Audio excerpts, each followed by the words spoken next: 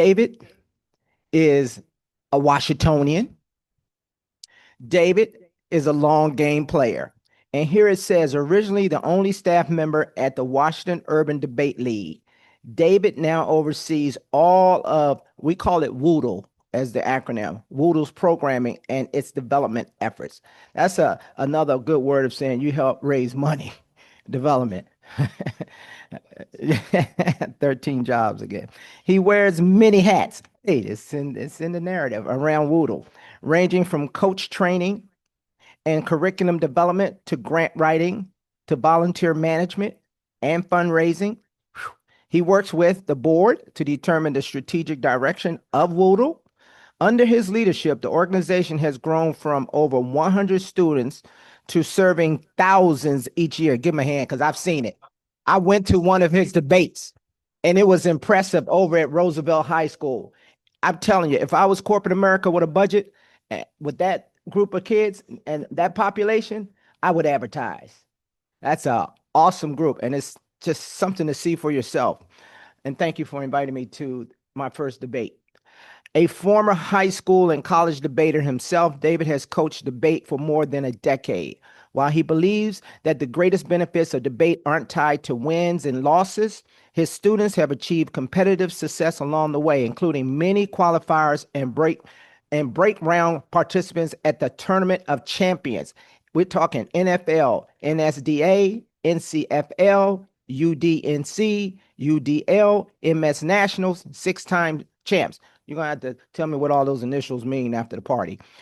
He also coached a multinational team to an international title to the International Space Society's spUN debate program. Man, you're taking them straight out of this world, aren't you? Many of David's former students have been awarded college scholarships for debate.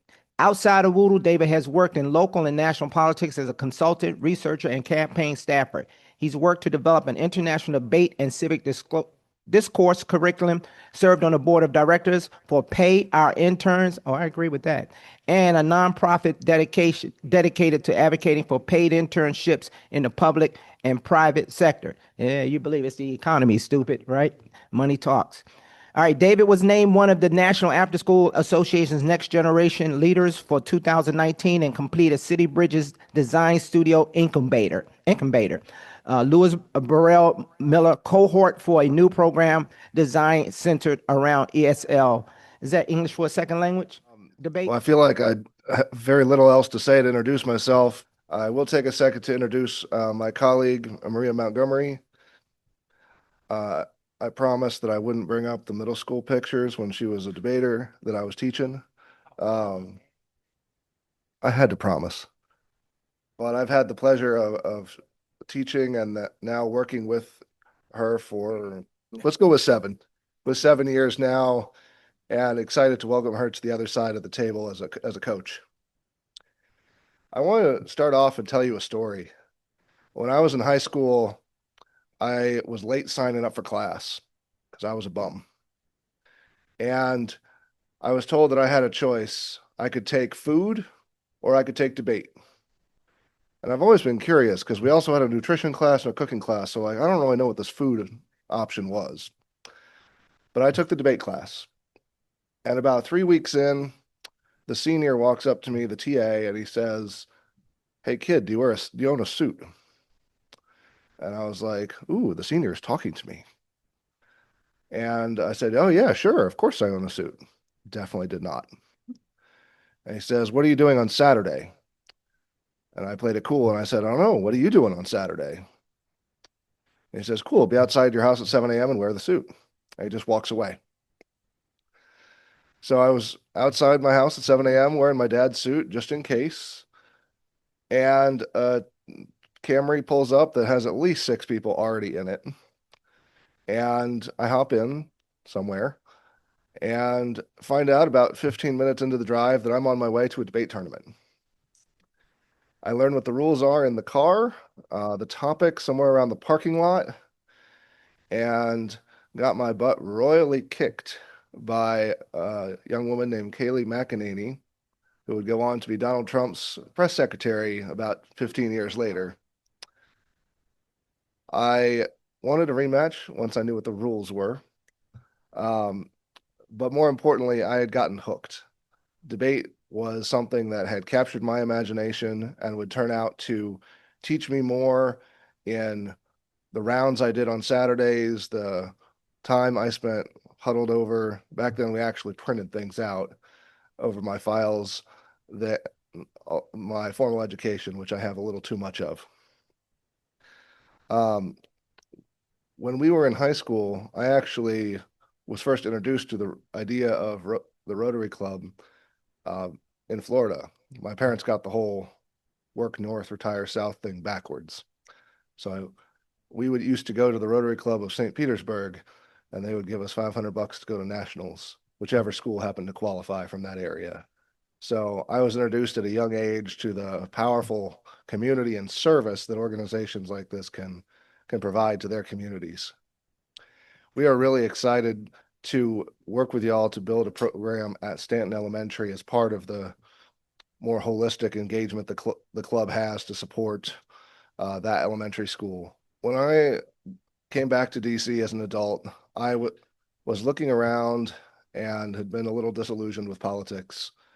I wanted to figure out what to do next and stumbled into what turned into not just a job, but a passion for being able to give back and provide the opportunities that I had to the next generation of young people in the city.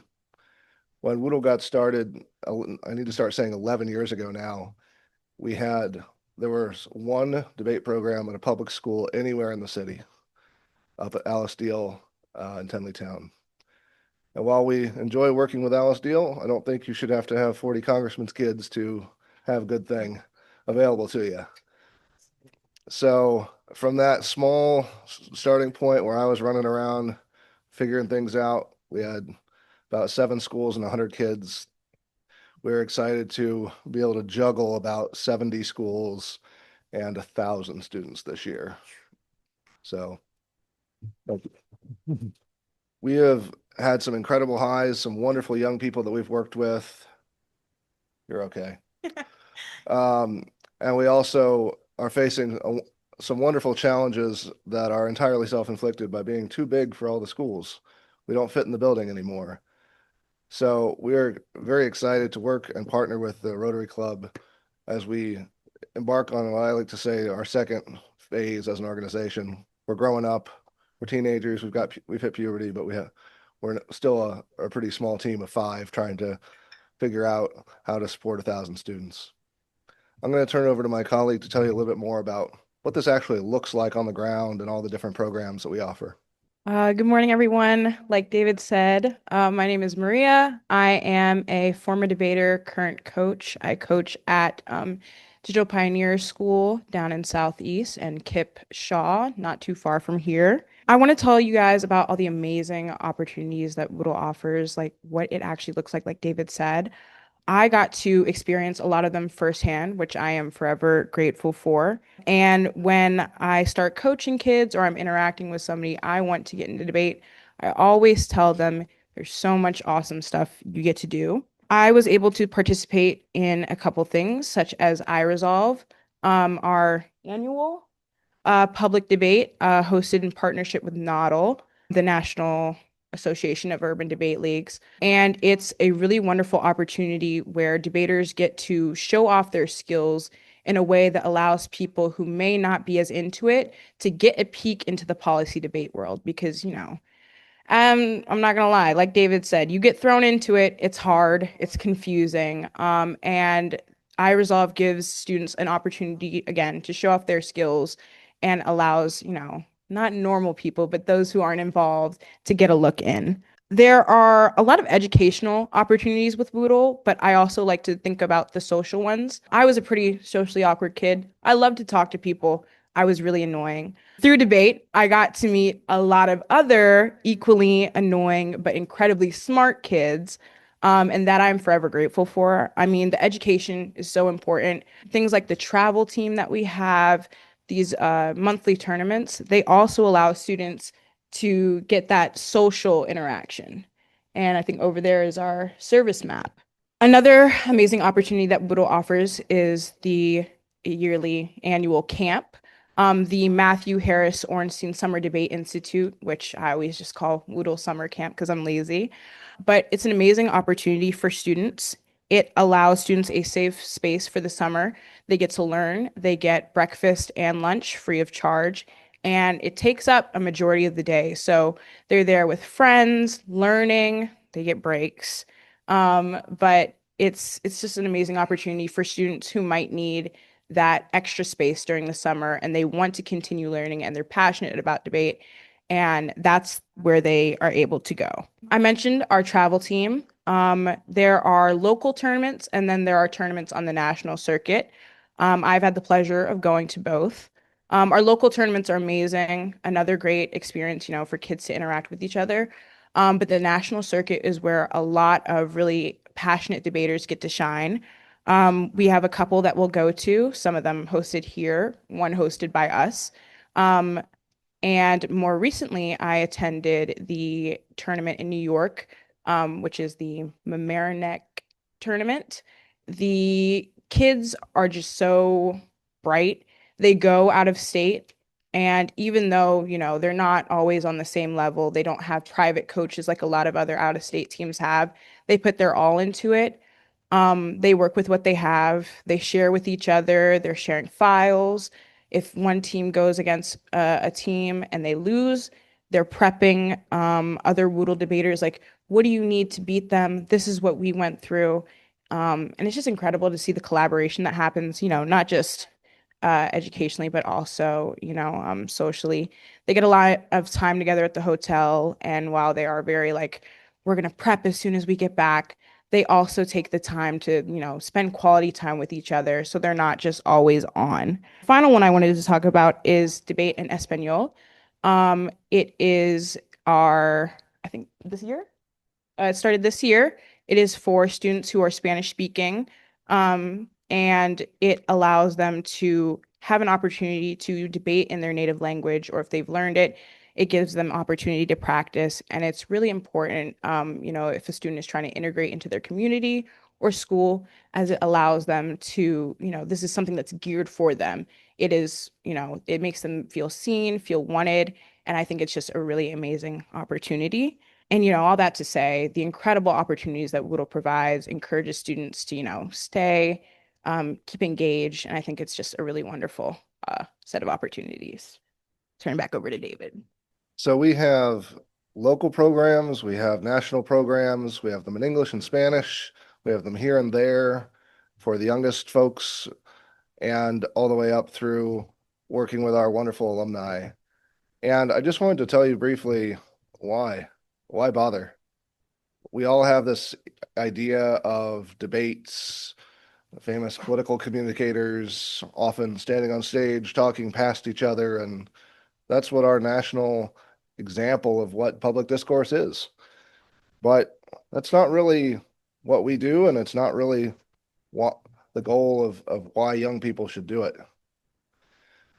I can tell you all of my personal experiences, but as a sophisticated audience, I thought you might want some actual proof, some numbers, the truth maybe.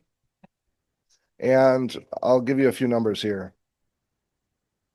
When it comes to civic education, debaters are twice as likely to vote and 3 times as likely to participate in an after-school program, in a social or political campaign than non-debaters. Their grades improve every semester, and they graduate college ready, unlike the average DCPS or PGCPS high school graduate. They get 10 to 27% better ACT scores, and they get 109 extra points on the SAT. Chronic absenteeism is the fun buzzword of the day if you're listening to school and educational news. Debaters actually show up to school. They're 77% more likely to come, and that's especially true for students from disadvantaged populations. I hear reading is kind of important. Well, debaters are 14% better at reading, and a year of debate is a year and a half of taking an English class. So if you have a reader who's behind schedule, this is one of the best ways you can catch them up. We've had incredible stories of young people. And I will share one real quick. Who's our first debater. His name was Kiani. He had a 0.7 GPA. And I've done the math, and I don't actually know how you can be that low. But yeah, he had not really cared or engaged with school freshman and sophomore year. And he was training to be a DJ. And I'll take your appreciation now because he was god awful at making music. He came to our summer camp because his mom forced him to go. And he told me, cool, I'm going to go make fun of the rich kids from the back row. And then he realized that's not what we're about. That's not what we do. By the end of the first day, he actually wanted to come back. 2 years later, he was representing us at nationals. And the year after that, he was coaching. So he graduated with a 3.6 GPA. He was taking all AP courses and passing them because he found a new hook that got him engaged in academic life and basically got him to care. And we see different versions of this story with all the young people, whether it's getting the confidence to, ask out their crush because they have gotten used to talking in front of people. Sometimes that was me. Sometimes it's getting excited that their teachers actually expect something from them when they hear, oh, so and so just went to a regional tournament and won something. It's like, that kid, really? So here is where we are now in public schools all over DC. We started wandering into Virginia. I swear there's a bunch of Prince George's County schools behind Linda over there, and a little bit out into Gaithersburg as well. And this is where we still need to go. So while have done some great work for some young people already, there's a lot more work still to do. These are all the public schools that are Title I only in the area that still need our help. For those unfamiliar, Title I is a federal program that provides extra money for schools where a lot of the students are from disadvantaged backgrounds. It's roughly how many kids are on free and reduced lunch programs. It's a very meta school-wide metric of what sort of students the school serves. Closes home. Closing out, I wanted to talk about my own experience as a debater. I entered debate in middle school around my 6th or 7th grade year, if I remember correctly. 6th. And I was interested, but I was entering debate thinking it was, a white activity, something for people who were not me, a young Black girl who didn't really know what she was doing, entering, wasn't doing the best in school. Um, and I really quickly found that that wasn't the case. Um, I was so worried about seeing as less and being seen as less, feeling inferior. But I had a wonderful coach who came to my school every week and she encouraged me. And I attended camp for quite couple times, probably, 3 or 4 I've been. And I was surrounded by people who encouraged me, who encouraged my learning, weren't worried about me being too much. I was never asking too many questions. And it was such a wonderful environment that, just made me feel seen, made me feel wanted. And I did middle school debate for about 2 years. Um, and, COVID was rough. I quit pretty much every club I was in 8th grade, ditched soccer, ditched debate, um, entered high school, and I had my freshman year, David found me and was asking our then, coach. She wasn't really a coach. But the woman who was facilitating it, he was like, "Where's Maria? Like, is she gonna debate again?" And to have someone looking out for me like that, like who wanted me back in debate, who thought that I was worth that, like meant everything to me. And I didn't go back my freshman year, but my sophomore year, I finally got back into it. I started from the beginning. And I had an amazing coach who encouraged me. She's now the head of the Nashville Urban Debate League. And she's amazing, wonderful. But entering a community where I had support academically, support socially, people who were always rooting for me, it allowed me to go far. It's like really my only bragging rights. I made it to the semifinals as a junior varsity student at the Mayor Neck tournament that I was talking about earlier around 2 years ago. And, that's one of my greatest accomplishments. I always brag about that.